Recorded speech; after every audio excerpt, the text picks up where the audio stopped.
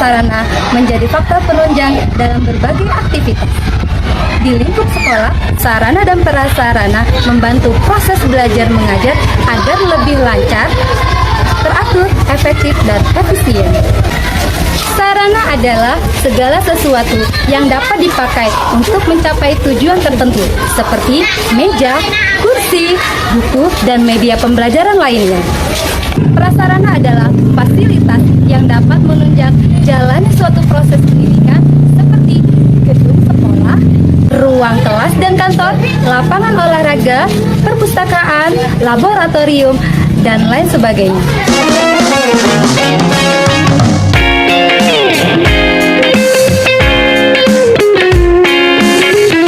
Assalamualaikum warahmatullahi wabarakatuh. Selamat siang, saya Mutia Anggraini SPDI akan menjelaskan sarana dan prasarana yang mengalami kerusakan dan kekurangan guna melengkapi data di Sistem Informasi Sarana dan Prasarana Sekolah Dasar Dinas Pendidikan Oku Selatan ISDN 02 BPR Ranau Tengah Oku Selatan.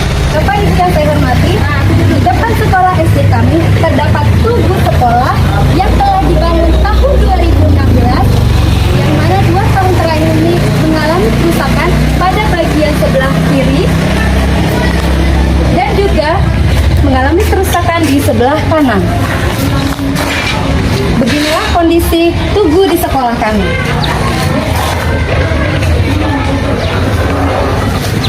Selanjutnya, mari kita masuk ke dalam area lingkungan sekolah.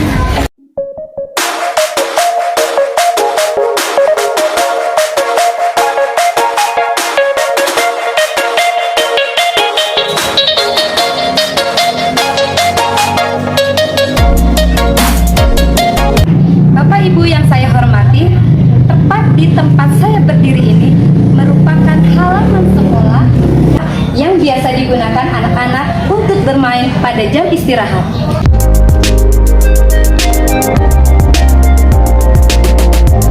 Selain sebagai tempat bermain, halaman ini juga digunakan untuk melaksanakan acara bendera yang dilaksanakan setiap hari Senin. Mari kita beralih ke sebelah kanan, di mana ada halaman yang juga sisa halaman ini digunakan sebagai lapangan olahraga anak-anak bermain voli, bulu tangkis, ataupun yang lainnya. Dan juga digunakan sebagai parkir warga sekolah, khususnya Bapak Ibu guru yang beroda 2. Bapak Ibu yang saya hormati, dari penjelasan saya mengenai halaman sekolah yang kami miliki di sekolah ini, dapat kita lihat bersama bahwasanya area halaman ini bisa dikatakan sempit dan tidak memadai untuk berbagai aktivitas, baik pelaksanaan upacara, olahraga maupun parkir. Baiklah, kita lanjutkan ke ruang kantor di sebelah kanan. Berikut ini adalah penampakan ruang kantor yang ada di sekolah kami. Ini bagian tapak bagian luar. Dan kita masuk ke dalam ruang kantor. Ruang kantor ini pada bagian dalam terdapat 4 bagian.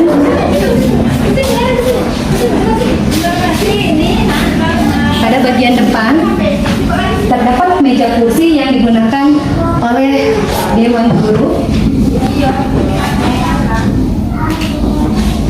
Selanjutnya, pada sebelah kanan, masih di dalam kantor, ada ruangan kepala sekolah. Berikut penampakannya. Assalamualaikum. Ini adalah ruangan yang digunakan untuk aktivitas kepala sekolah kami. Bagian dalamnya seperti inilah. Selanjutnya, masih di bagian dalam kantor, terdapat ruangan khusus untuk operator kami bekerja, melakukan aktivitasnya. Dan inilah penampakannya. Dan terakhir, bagian belakang kami memiliki dapur. Dan ini bagian-bagiannya tampak dari bagian dalam ya.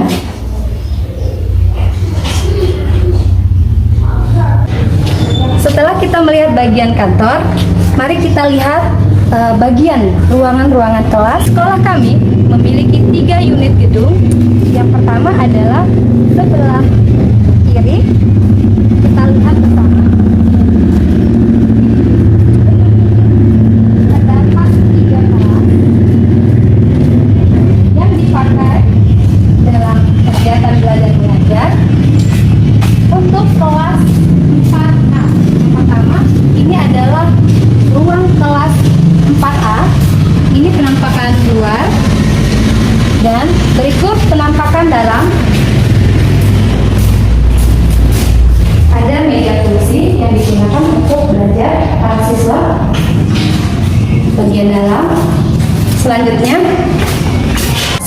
kita masuk di kelas 4B. Inilah situasi dan kondisinya tempat anak-anak belajar. Ada meja kursi dan tentunya papan tulis. Kita lanjutkan di kelas sebelah. Ini ada ruang kelas 5A ya.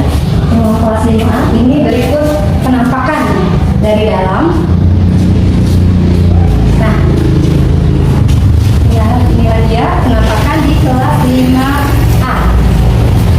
Selanjutnya kita beralih ke gedung yang kedua, di mana gedung ini juga memiliki 3 ruang kelas yang dipakai untuk kelas 6A, 6B, dan 5B. Kita lihat dulu ruang kelas 6B, tampak bagian luar dan ini bagian dalamnya. Ya, seperti biasa ada meja, kursi dan itu tulis. Lanjut kita masuk ke kelas 6A, bagian dalam seperti ini.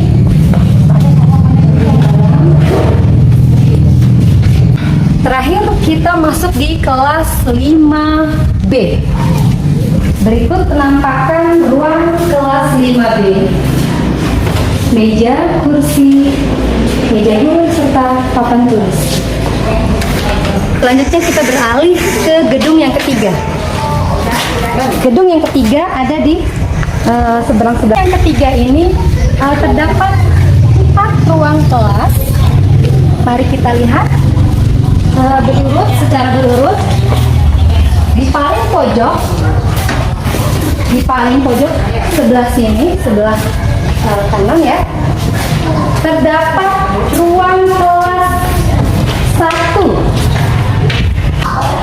Dan inilah bagian dalam situasi dan kondisi yang ada di ruang kelas yang pertama. Ruang kelas ini digunakan secara paralel untuk kelas 1A dan 1B. Kita masuk di ruang kelas 2, bagian luar, dan kita masuk di bagian dalam. Inilah tempat anak-anak belajar, dan sama seperti kelas sebelumnya, ruang kelas 2 ini digunakan secara paralel untuk kelas 2A dan kelas 2B. Kita masuk di ruang kelas 3A. Berikut kondisi dalam ruang kelas 3A yang digunakan anak-anak belajar bagian dalam. Dan terakhir kita masuk di ruang kelas 3B. Ini adalah ruang kelas 3B, di mana kelas ini banyak sekali memiliki kerusakan di bagian meja dan kursi. Dapat kita lihat Bapak Ibu bahwasanya kursi dan meja sepertinya tidak layak lagi dipakai karena tidak ada sandaran anak-anak untuk duduk. Dan kelas ini juga menyatu satu dinding dengan kamar mandi yang ada, dan itu sangat mengganggu situasi saat anak-anak belajar. Selanjutnya di gedung ini juga terdapat kamar mandi yang digunakan anak-anak. yang seperti saya katakan sebelumnya itu menempel dengan kelas 3B. Dapat kita lihat WC, penampakan kamar mandi atau WC. Di sini ada 4 ya, terdapat 4 unit kamar mandi atau WC. Kita lihat penampakan dalam dan inilah penampakan luarnya. Dari 4 kamar mandi yang disediakan sekolah ini sangat tidak memadai untuk jumlah siswa kami sebanyak 310 dan jumlah guru dan staf sebanyak 24.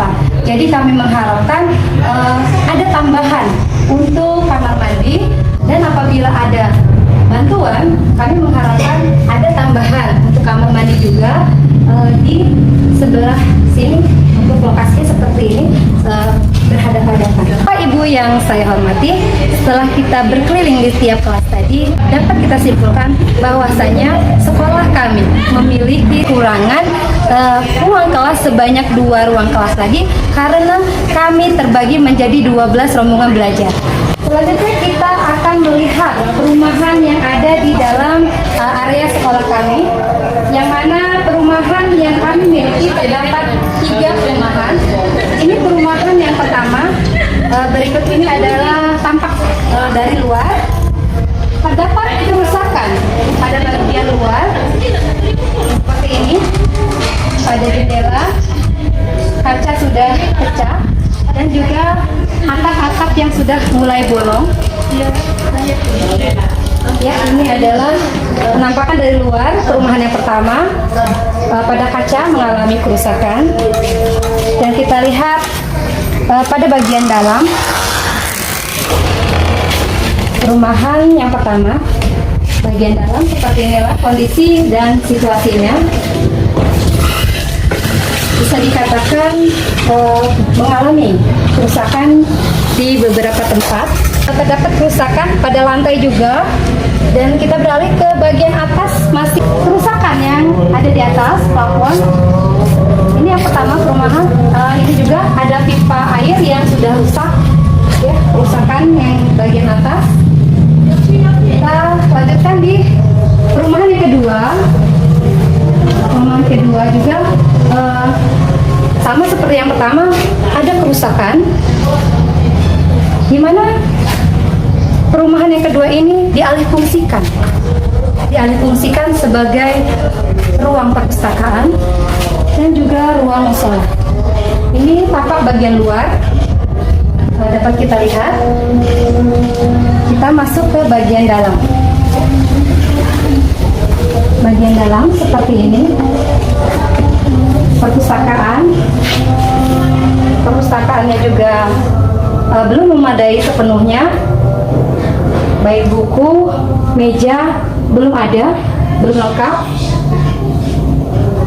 Kita lihat bersama, kerusakan juga ada di setiap bagian, tembok, dinding, semen. Dan ini musola. Bagian ini juga selain untuk musola, digunakan untuk UKS apabila ada anak-anak kita yang cedera. Dan ini penampakannya. Jadi kita lihat kerusakan, ya, maupun fasilitas di sini untuk 3 fungsi sebenarnya sangat tidak memadai atau tidak layak ya digunakan. Perumahan dialihfungsikan menjadi perpustakaan, musola maupun ruang UKS. Nah, kita ke perumahan yang ketiga. Untuk yang perumahan kedua tadi digunakan sebagai kantin. Di depan perumahan yang kedua tadi, di sebelah sini ada gudang, dan ini masih area kantin. Jadi kami belum memiliki fasilitas kantin yang baik ya. Masih di depan perumahan. Inilah penampakan dari luarnya. Dan untuk perumahan yang ketiga ini sangat rusak parah di bagian atas pipa ini, pipa air, ya, maupun di plafon, di bagian plafon kita lihat. Sampai itu bagian plafon, genting, ya, asbes, ya. Ini yang di perumahan, di bangunan perumahan yang ketiga ya Bapak Ibu, kita lihat, ya, sangat membahayakan untuk anak-anak kami dan juga untuk yang memiliki kantin di sini, karena bagian atas itu sudah jebol, yang sewaktu-waktu bisa runtuh. Ya, beginilah penampakan luarnya. Begitu juga dengan hubungan yang ada di atas, ya, dapat kita saksikan, kita lihat hubungan itu sudah hancur dan hampir ambruk.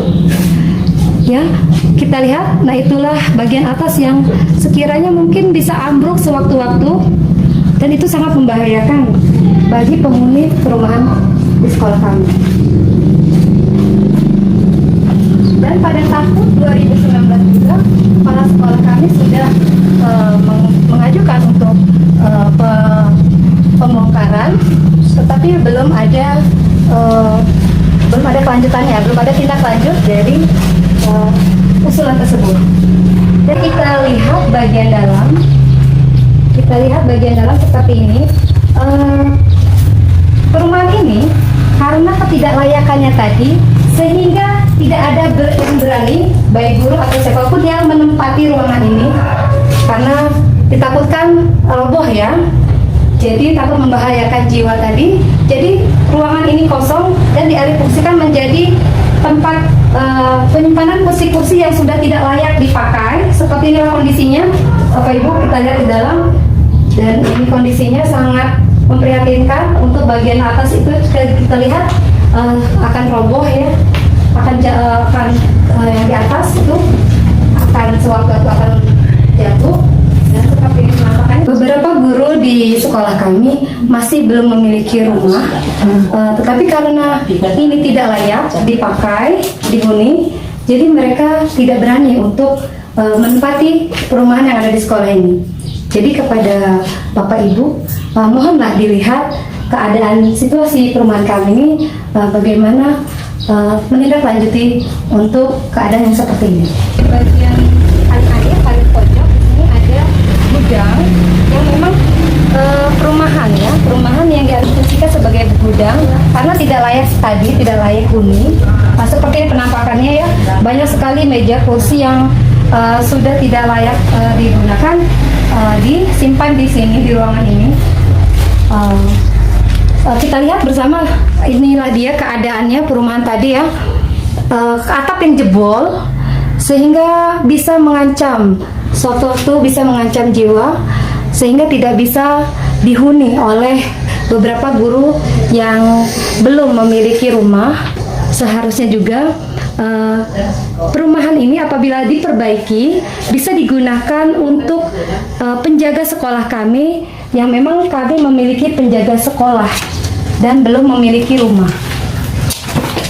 Nah, demikianlah tadi perumahan yang kita lihat.